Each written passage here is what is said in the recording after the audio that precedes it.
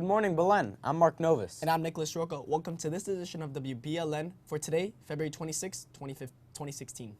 A week ago, the junior class was discussing whether or not a hot dog is a sandwich. So we asked you on Twitter, what do you think? 36% said yes and 64% said no. With more on the story, here's Ricky Labrada. Is a hot dog a sandwich? That is a question that has become popular over the past few days, taking over the minds of students. According to the National Hot Dog and Sausage Council, they officially stated, limiting a hot dog's significance by saying it's just a sandwich is like calling the Dalai Lama just a guy. Not being satisfied with these answers, we set out to investigate. First, we went to Subrages, where we were able to see the subs being made and ask them a few questions. ¿Crees que es un sándwich y tú piensas que un hot dog es un sándwich? No, nunca. El hot dog no es un sándwich, porque el sándwich es diferentes clases de meat. Tiene de carne, de pollo, de jamón, de pavo, de hamburguesa. Subrages, the investigation took us to the hot dog experts in Miami-Dade for over the past 50 years, family-owned Arbetters, where the grandson of the creator was quoted in saying, "You came to the right place."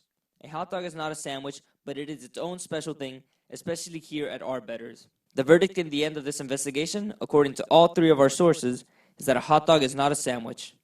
As the question is now laid down to rest, this is Ricardo Labrada reporting for WBLN. Thank you, Ricky. Earlier in the week, our Mu Alpha Theta team finished third in the 5th annual meeting of Math Minds, organized by Miami-Dade College. The general competition includes variants of individual exams, teamwork, and this variant of mini competition in which student teams solved a group of algebraic expressions in short intervals of time. It feels good to compete as a team, represent our school. It also feels really good to win something, to show that we're good at what we do and like what our hard work is paying off. This week marked the 20th anniversary of the shooting down of the Brothers to the Rescue aircraft on February 24, 1996. 3 American citizens, Armando Alejandre Jr., Carlos Costa, and Mario de la Peña, as well as 1 American resident, Pablo Morales, were on a humanitarian mission over international waters when their plane was shot down upon an order from the Cuban government. Several lawmakers have released statements on the 20th anniversary and have tied it in with the current thawing of relations between the U.S. and Cuba. U.S. Senator Marco Rubio said in a statement, "Gross violation of U.S. law for which justice has not been served." Rubio added that the incident stresses the long history of brutality by the Castro regime. A remembrance ceremony took place at the Brothers to the Rescue Monument located at Opa-locka International Airport. On a day filled with the emotion of defeat and triumph, all eyes in Von Braun Arena were briefly focused on the center mat as a senior from Pelham, Hassan Hawthorne, one of the best wrestlers in the state of Alabama, didn't have 2 legs to stand on. But that's what makes his championship even more inspiring. Hawthorne was born without shin bones and as a result had both of his legs amputated above the knee. But his disability hasn't set him back from achieving his dreams. In the 2015 state wrestling tournament, Hawthorne placed 3rd as many marveled at his achievement. It left him with a desire for more. Hawthorne finishes his high school career at the top, the 6'8" 145-pound state champion and an undefeated season. His success has inspired many, but that's never been his goal. Regardless if he wants to or not, that definitely comes with the territory. So, he's a great role model for anybody that has any type of disability. But yeah, it's not a goal, but yeah, I do inspire people. But yeah. The Centers for Disease Control and Prevention are investigating into different cases of the Zika virus. To tell us more, here is Stephen Kayas. The Zika virus is spreading very quickly in South Florida, and as more people are getting infected, more questions are being raised. But fortunately, more research is being done to answer more questions regarding the symptoms, the transmission, and possible cures.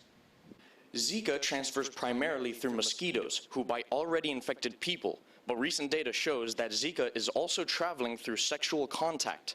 In a little under 5 days, 32 cases have been documented right here in South Florida. The main question on everyone's mind is, what exactly does Zika do? How will it affect me? Normally, Zika will cause rashes, joint pain, and fevers in those who are affected. But the populace of pregnant women face a much more terrifying answer. Zika has been known to cause several birth mishaps, including a rare abnormality where the baby's head is smaller than normal.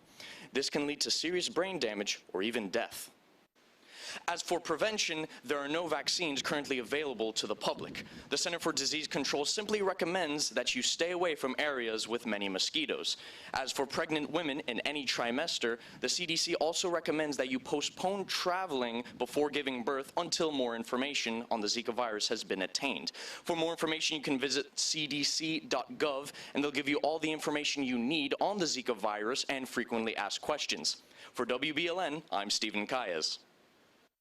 All right, guys, it's Friday. Now here's your scoop for today. The chess club will meet today at 3 p.m. in room F218. The club will also meet all week next week. The National Beta Club will meet on Monday at 3 p.m. in the Cosciuela Dining Hall. The Respect Life Club will meet at 3 p.m. on Monday in room H204. The Student Advisory Program meeting will take place Monday at 3 p.m. in room F217. The Vocatones will meet Monday at 3 p.m. in room I-109. Now stay tuned as we bring you weather and sports right after these messages.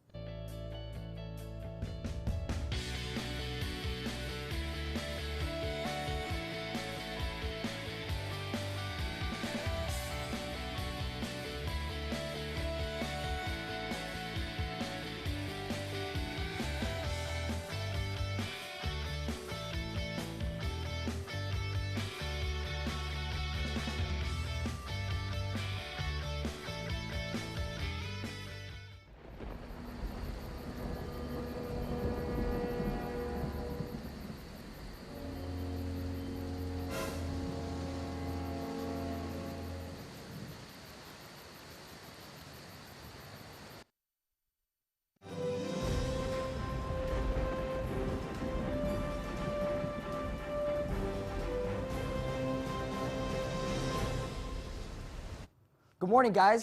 Get ready for possibly the best weekend of the year. The weather's so good, I don't need to show you the map. Let's look at the highs and lows. Today we have a high of 74 and a low of 53 with a 44% humidity. Winds coming from the northwest at 12 miles per hour. It's going to be mostly sunny with a 0% chance of rain. Let's look at the weekend. Saturday we have a high of 74 and a low of 53 with a 0% chance of rain again. On Sunday we have a high of 75 and a low of 65, this time with a 20% chance of rain. And on Monday, a high of 76 and a low of 66, back to the 0% chance of rain. That's all for weather. Now back to sports.